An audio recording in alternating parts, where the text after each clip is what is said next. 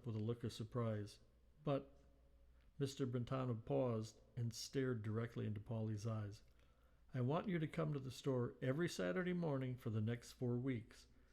We open at 9 o'clock sharp, and I'll put you to work. You can pay off your book by doing things around the store. Mr. Brentano stood up. He left the office with Mr. Brentano close behind him. Near the front door, Hobbs was straightening up the table of Clarence books. Hobbs frowned at the huge butterfly book in Polly's hand, stopped what he was doing, and was about to say something. Mr. Brentano interrupted. It's okay, Hobbs. Our friend here will be coming back for a few weeks until he works off his purchase. From the look on Hobbs's face, Polly knew he was not very pleased. Polly stepped out into the street. The morning sunlight seemed to be even brighter after having spent time in Mr. Brentano's dimly lit office. He breathed a sigh of relief and clutched the heavy book under his arm. He smiled and spit on the sidewalk. What a chump! Mr. Brentano didn't know what street I lived on, his old man's name or nothing. Fat chance he'd be going back there any time soon. Once he got home, Polly went directly to his room and started thumbing through the thick guidebook, searching for the name of those blue butterflies that were always flying around under his window. After a few false starts and many page turns, he was pretty sure he had figured out that they were named Carner Blues. The next week at school was pretty boring. He was only in one fight, but that kid was a grade ahead of him. Since Polly was big for his age, it didn't matter. He knocked him down on the ground and had given him a bloody nose after only 3 punches. It took forever for the last bell to ring on Friday afternoon. Polly walked home from school, happy for the weekend, puffing on a lucky strike. He turned the corner. A police car sat in front of his house. Polly threw the cigarette onto the street and stopped. That bookstore guy found out where he lived and sent the cops out to get him. Polly's heart was racing. He thought for a moment. Wait a minute. How did the guy know he wasn't going to show up tomorrow? The cops didn't know that either. He'd tell him about the deal he made at the bookstore. That should fix things right. As Polly climbed the porch step, his old man walked out of the house. It's not right, Pops. I made a deal with the guy and... Shut up, Polly. This ain't about you. He maneuvered Polly over to a chair on the porch. It's Frankie. I guess he thinks he's a big shot now. He and those bird-brained friends of his tried to shake Mr. Marino down for protection money over at the drugstore. Like he thinks he's in the mob or something. Can you believe it? He's lucky Marino's talking to the cops about this. If Carmine and his boys hear about this, it wouldn't be good. What a dummy. Polly looked in the living room window. 2 policemen stood over Frankie, asking him questions. What were you babbling about when you were coming up the steps? His father asked. Oh, nothing. I don't remember, Polly said, stepping back from the window. His dad slapped him on the back. None of this would have happened if your mother was here. Polly looked over at him with a quizzical look. Why? Respect. That's what she demanded. He paused. Damn hard to believe after what she pulled, but it's true. There was a commotion at the door and the 2 cops walked out with Frankie in handcuffs. His old man didn't say anything until the cop car pulled away. He looked over at Polly. Best thing that could have happened. What? Polly exclaimed, but he didn't get any reply. His dad just shook his head and slowly walked back into the house. Storms blew in early Saturday morning. The radio said the night before that Hurricane Edna was churning way out in the Atlantic. It was spinning off dark gray clouds that moved across the sky faster than he had ever seen clouds move before. Bands of rain were pounding the old green shingles on top of the roof. He lay in bed and watched the storm out his window. He wondered where the butterflies went on days like these. A sycamore branch got caught in the wind and slammed against the house. Polly thought about what his old man had said the day before about Frankie's problems being his mother's fault because of respect. He shut his eyes and tried to erase the image of his brother getting hauled off in handcuffs. It didn't work. He couldn't get it out of his mind. Polly gave up trying to get back to sleep. He jumped out of bed, threw on some clothes, and looked out the window. Rain was moving sideways across the empty lot next door. He put on a baseball cap and a rain jacket. When he got to the kitchen, he was surprised to see Frankie sitting at the table, drinking a cup of coffee. "What are you doing here?" he asked. "I thought you were in jail." "I got out late last night. I stayed over at Joey's." Frankie glanced out the window. "Where the hell are you going on a day like this?" Polly grabbed a banana and headed for the door. It ain't so bad out. I'll be back for supper." By the time he made it to the corner, he was pretty well soaked. When he got on the bus, he wasn't surprised that there were only 2 other riders on board. The bus driver stopped him as he was dropping in his money. "Like I told them other people, the buses may not be coming back later. Depends on the wind." "Okay," Polly said. He walked halfway down the aisle and took a seat. By the time the bus came to a stop on 33rd Street, he had almost dried off. He jumped out and looked around. It was still windy, but it wasn't raining anymore. Huge puddles of water were everywhere. Polly entered Brentano's at 3 minutes to 9. Sure enough, Hobbs was waiting for him at the door. Without any fanfare or lecture, he handed Polly a list of things to do. Polly spent the morning emptying waste paper baskets, sweeping aisles, and moving carts of books from one end of the store to the other. He didn't see Mr. Brentano, and he was happy about that. Hobbs kept him busy, and the time went by quickly. Before he knew it, it was time to go home. The storm had moved up the coast, and at times patches of blue sky could be seen between the dark clouds. Polly was happy to see buses were still running. The wind was still blowing pretty strong when he walked back home from the bus stop. Every now and then a gust would push him back a step or two. At the house, Frankie and his friends were sitting on the porch steps. They all stood when he walked up. Frankie's friend Tony jumped in front of Polly, blocking his way. He was big and talked loud. Polly never liked him. Tony gave him a push. "Where you been, Polly?" he asked. "Your poor brother's been worried about you all day." Frankie walked over. "Yeah, where the hell you been all day?" "I took a bus to the city," Polly said. "Like it's any of your business." He tried to push his way past Frankie. Tony grabbed him by the collar and lifted him up off the step. "Don't get smart with us." "Let him down," Frankie said. "I hope she was pretty. Only reason I'd go out on a day like today was because of some dolly with a classy chassis." Tony laughed and let go of Polly's collar. "Not much chance for this big wazoo." Polly ignored them and went into the house. He went into the kitchen and opened the fridge. He pulled out a cold chicken leg. Back at his room, he ate while the butterflies flitted around the milkweed plants outside his window. Polly finished eating and stepped into the closet. On the top shelf, behind some boxes, he found an old aquarium he had kept a few lizards in for a science project in the 5th grade. Polly pulled it down and examined it. It looked okay, just a little dusty. Even the screen top seemed to be intact. He grabbed it and stepped out of his room with intentions of rinsing off the dust in the kitchen sink. Frankie and his friends entered the foyer. Polly ducked back into his bedroom and shut the door. He set down the aquarium on his desk and quietly slid the window open. He climbed up on the desk and eased himself outside. As his feet hit the ground, the butterflies scattered in every direction. Polly was careful not to stomp on any of the milkweed plants. He stood very still.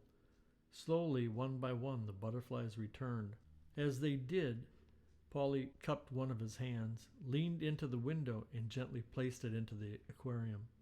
He repeated the process another 4 times, and then uprooted some of the milkweed to put into the glass case with the insects. He boosted himself back up to the window and climbed back in his room. He spent the next hour watching as the butterflies flew around their new home. He walked back to the kitchen and got a glass of water, just in case they needed something to drink. It was October 16th, the last Saturday Polly had to go back to the bookstore. During the past several weeks, the leaves had begun to change, and there was no doubt fall was in the air. A cold snap had rolled in the night before. At the corner, Polly couldn't wait to get on the bus and warm up. As the bus pulled up to Fifth Avenue, Polly was the first one off. He ran around the corner and burst into Brentano's, completely out of breath. It was 1 minute to 9, and he didn't want to be late. As usual, Hobbs was standing next to the doorway with a long list of chores. Without waiting for him to speak, Polly grabbed the paper out of his hand and said, "I wonder who's going to be doing these next week, Hobbs. It sure ain't going to be me." He glanced down at the list as he headed to the janitor's closet at the back of the store. He picked up a broom and dustpan and started sweeping the narrow corridors between the towering stacks of books. He stayed busy till noon. Hobbs handed Polly a wad of crumpled dollar bills like he had done the week before. "Run down to Stein's Deli and pick up our lunches. They should be ready to go by now. I called our order in 20 minutes ago." When Polly came back, he ducked into a small room where a card table and a few chairs had been set up for the staff. A coffee percolator sat on a shelf next to the sink. Hobbs poured himself a cup. They both sat down at the table. Polly pulled out 2 corned beef sandwiches and handed one to Hobbs. "Them butterflies still alive?" Hobbs asked, taking a bite of his sandwich. Polly was surprised Hobbs had remembered. It had been a few weeks earlier when he had told him about capturing them. "One died, but the rest of them are doing good." Hobbs took another bite of his sandwich. A yellow dab of mustard stuck to the corner of his mouth. "How long are you going to keep them?" Hobbs asked, still chewing. "I don't know. I like to watch them." "It's not right," Hobbs said. "What?" "Butterflies should be free to go wherever they want to." Polly didn't reply. He glanced over at the clock. Just 4 more hours to go. After lunch, Hobbs wheeled over a large cart piled high with books. "These all need to be put back. I swear, will people ever stop making a mess of this place?" It took Polly 2 hours to put all the books back in their correct locations. The big clock above the magazine rack showed it was 2:45. He sighed. Only 2 more hours to go, and his weekends would be free again. He grabbed the broom and dustpan and ambled to the closet at the back of the store.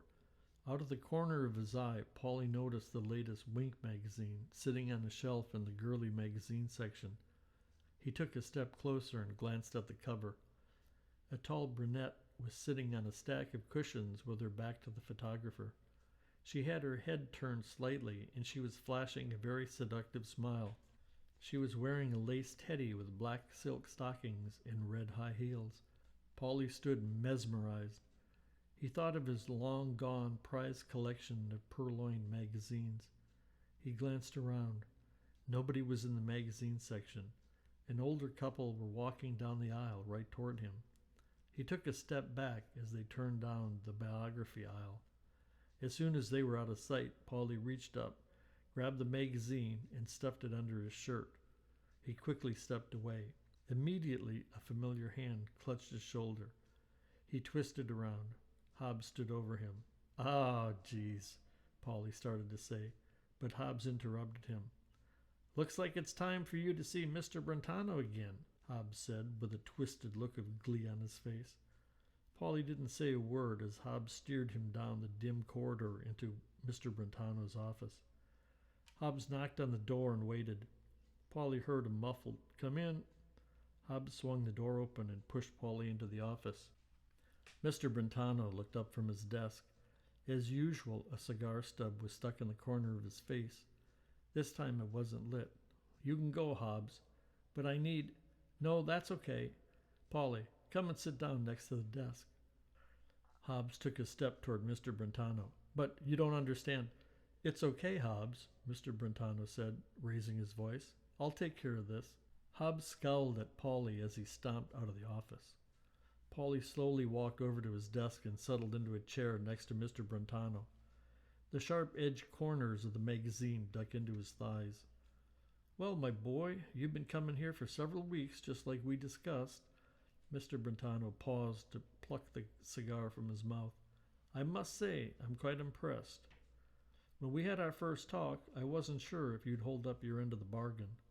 Polly sat there. "And then, when you showed up that first Saturday, I really wondered if you'd see it all the way through to the end." Mr. Brentano reached over and gave Polly a whack on the back. "Good job." Polly was knocked forward, and he felt the magazine bend underneath his shirt. As he regained his balance, the magazine pages plopped back with a muffled crack. Mr. Brentano turned. "What was that?" "Oh, just a chair," Polly said weakly, as the small beads of sweat popped out on his forehead. "Anyway," Mr. Brentano said, "I just wanted to commend you for keeping your word.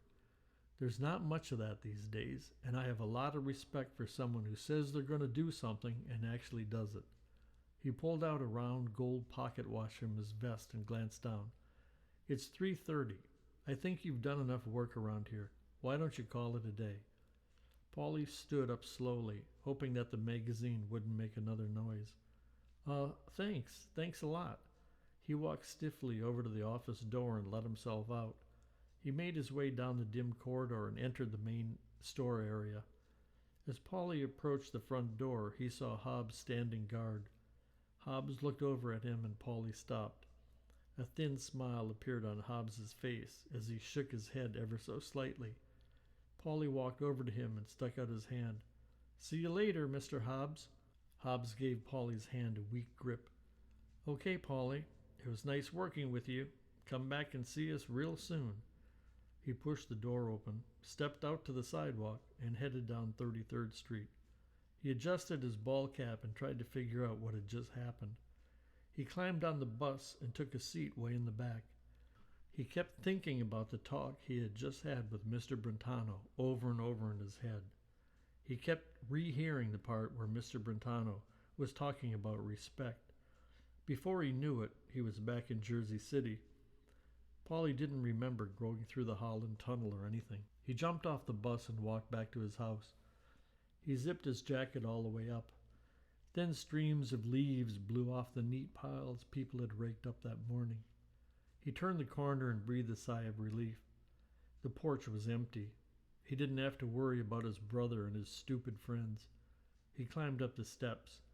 The front door was unlocked, but as usual, nobody was around. Paulie went straight to his room. He took the Wink magazine out from under his shirt and didn't even bother to take a look at it. He stuffed it deep under a mound of sweaters at the bottom of his dresser. He pushed the window above his desk open, stuck the aquarium out the window, and slid off the screen. He shook it upside down. 4 butterflies flitted into the open air, their metallic wings flashing in the sunlight as they slowly flew away. He closed the window and sat at his desk. It had been quite a day. He glanced down at the aquarium and saw 1 dead butterfly was stuck to the bottom. He gently picked it up and cradled it in his hand. I need to pay you respect, he whispered. You're going to be the first butterfly in my collection.